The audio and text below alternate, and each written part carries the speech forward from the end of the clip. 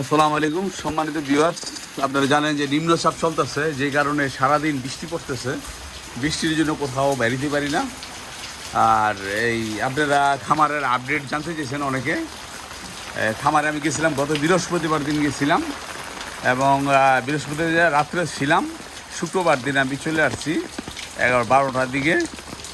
কিন্তু সেখানে খেয়া নাই। নদী পারাপারি হয়ে যে আমরা আমার খামারের দিকে যাব, আমার খামারের দিকে কোনো খেয়া নাই।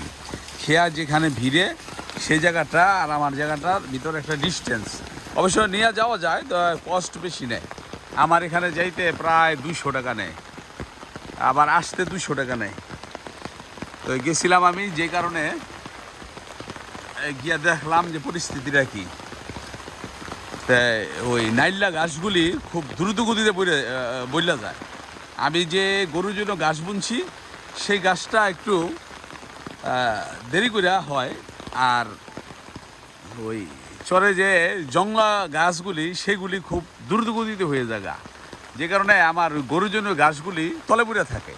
তো একটা মানুষ থাকলে দেখা যায় যে ওগুলি নিড়ানি দিয়া দিলে গরুর জন্য গাছগুলি তাড়াতাড়ি বড় হয়ে যেত গা। কিন্তু আমি একটা মানুষ এ পর্যন্ত পাইলাম না, বহুত খোঁজাখুঁজি করতেছি। যাও একটা পাইছি, 4 মাসের জন্য করবে। তো যাই বড় ভাই আসুক, আসলে পরে বড় ভাইয়ের সাথে বসে পরামর্শ করে একটা করব, ব্যবস্থা নিব আর কি।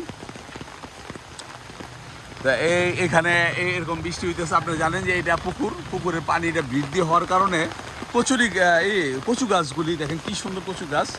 এই কচু গাছগুলি পানির কারণে ভাইসা উঠছে। আবার শীতকালে এটা নিচু হয়ে যায়। তারপরে একটু এলাকাটা একটু ঘুরে দেখাই যে বৃষ্টিতে কীরকম পরিবেশ হয়। এই সারাদিন গুটি বৃষ্টি পড়তে আসছে, কোথাও বাইরে দিতে পারি না। আমারও আবার বৃষ্টিটা ভালো লাগে এখন না, রাত্রে ঘুম আসলে আবার বিল্ডিং ঘরে এই বৃষ্টির কোনো শব্দ হয় না।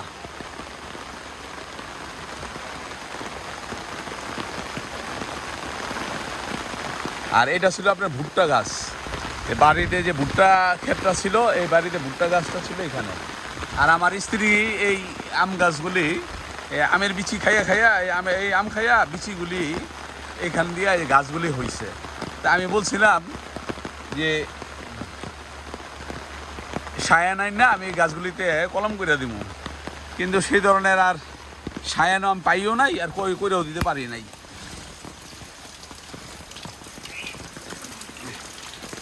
এই বৃষ্টির পানি আবার আমার ওয়াইফে এই জমায় রাখে। আমি একটু এলাকাটা একটু ঘুরে আপনাদের দেখাই, দেখেন কি অবস্থাটা।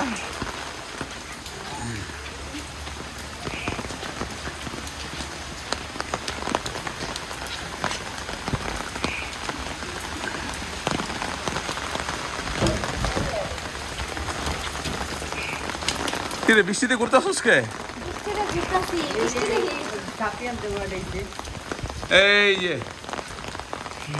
এই যে মামা,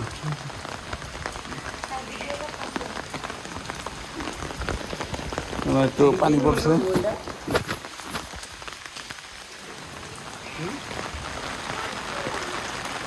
যাই হোক, এই যে বৃষ্টিতে আমরা দেখতেছি পরিবেশ কি।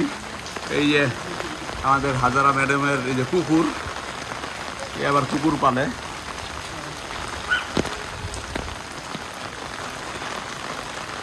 এই যে এখান দিয়া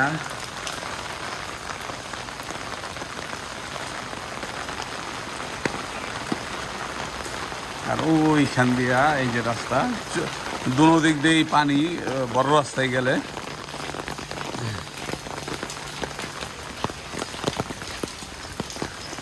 বৃষ্টি পড়তেছে, আমি জানি না আপনারা দেখতে পারতেছেন কিনা। 4-4.5 হইল।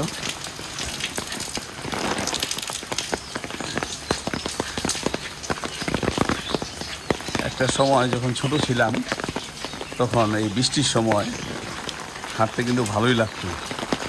আমরা পেন খুলে গোসল করতে নেমে যেতাম গা। এই ধরনের স্মৃতি সবার মাঝেই কম বেশি আছে, আমার মাঝেও আছে।